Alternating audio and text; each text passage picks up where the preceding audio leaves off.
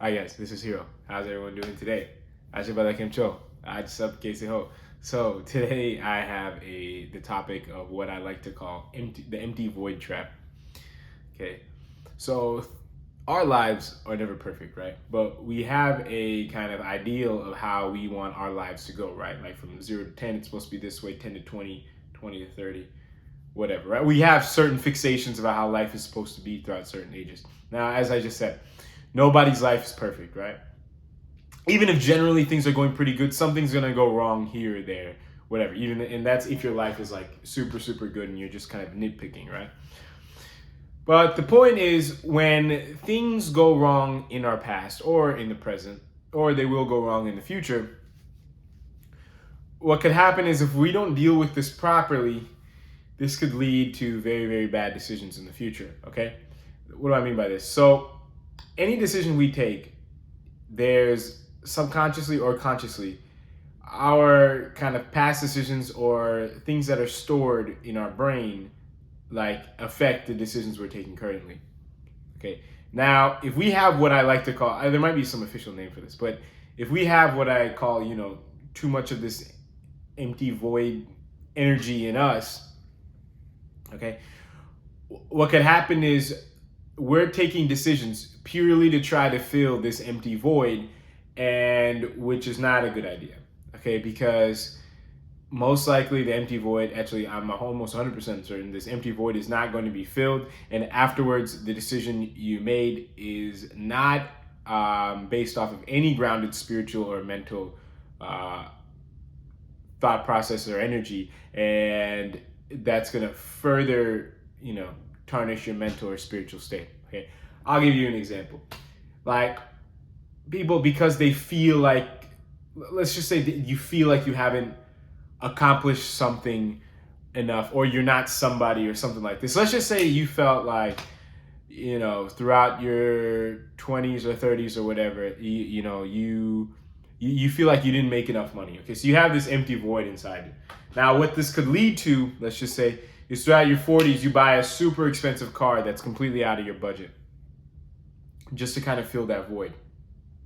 Okay, or let's just say you're in school, okay, like throughout your teens or something, or your 20, let's just say throughout your teens, and you didn't quite get enough attention, maybe from like your friends or the opposite sex or something, and then throughout your 20s you buy a completely outrageous car that you cannot afford. Okay, that's completely out of your budget. This is kind of one way it could manifest. Okay, another way, I'll just give you an example one more time. So let's just say you just feel like you haven't done enough crazy stuff in your life, right? When the media and music and all this, it kind of, especially in the Western world, it kind of brainwashes us that, your life's got to be super like fun and crazy and out of control all the time, especially if you're young. So if you're not doing that, mentally you could feel like there's some void in there, right? And that, you have to do things to fill that void to kind of compensate for the past, which is impossible. But this is just kind of the thought process that your ego might kind of trick you with. Okay, so what you'll do, you'll maybe like get like some pointless crazy tattoo. Okay, I'm not saying all tattoos are like bad and stuff. Me personally, I don't think I'd ever get a tattoo, but I'm not saying that. But I'm saying getting a tattoo purely out of the subconscious reason of trying to fill this void. Okay, or you'll start some really stupid affair, okay, or something like this, without really thinking too much, or just kind of thinking that this is something you have to do to kind of, like live life in the moment. Um, Things like this. Okay, I think you guys get the gist of what I'm trying to say. So we need to be aware of this, right? Now, how do we be aware of this so that we don't do the decisions we do right now, right? So I'm going to cover two aspects of this. There's the past and the present and the future, okay? And I'm going to cover all three right now. So most likely the best way to become aware of this is the present, okay? And then second place is kind of like a tie between the past and the future. And the present, I'm going to tell you right now. We're here right now. making certain decisions, right? Now, what we can do is, let's just say we meditate or do yoga, do other spiritual or mental practices. We're able to turn off the TV, or we're able to distance ourselves from our phone, so that way, the dopamine rush is not constant and we're more aware of what's happening in the moment.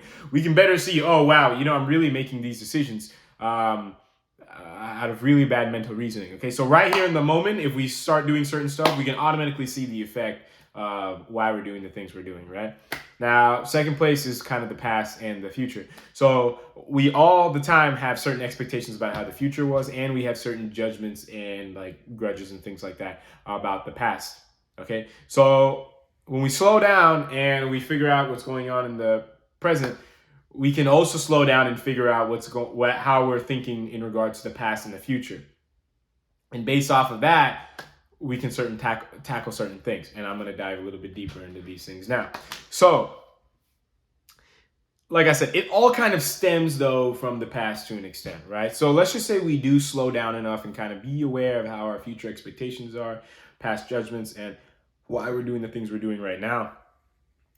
It all kind of comes down to the past, right? So you got to kind of see, okay, why am I expecting the things I'm expecting? Why am I doing the things I'm doing?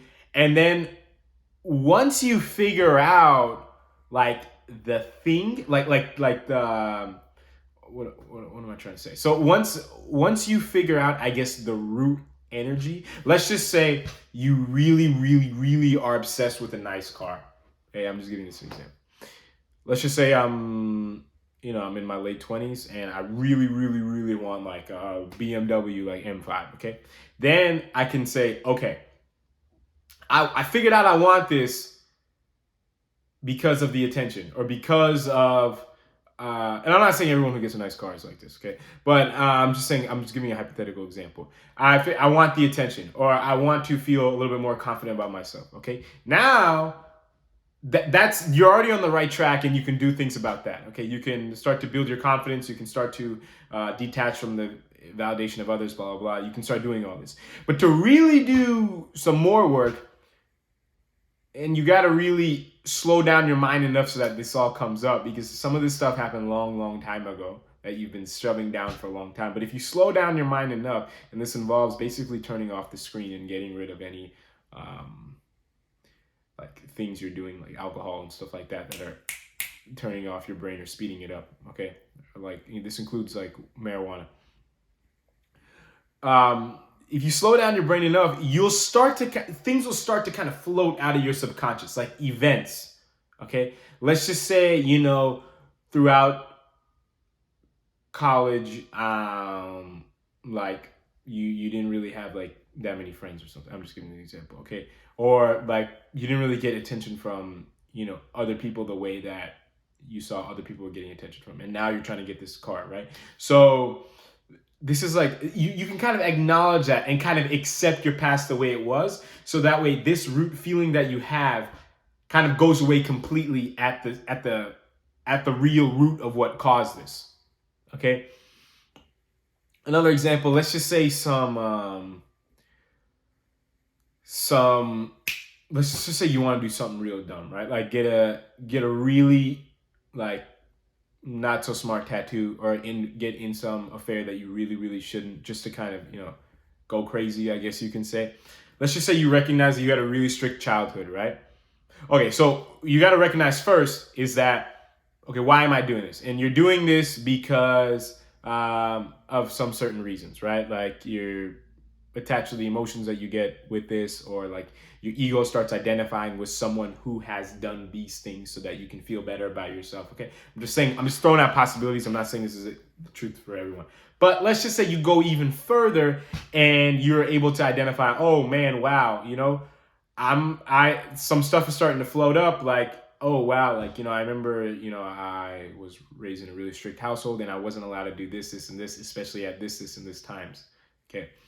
So what you want to do is you kind of want to accept that for what it is, okay? Accept the fact that you weren't able to do this. You're never going to be able to change it, okay? You're trying to do decisions now to try to change or compensate for the past. You can never quite do that, okay? But what you can do is live in the moment. But living in the moment does not mean ideally trying to do stuff it does not mean living in the past subconsciously, okay?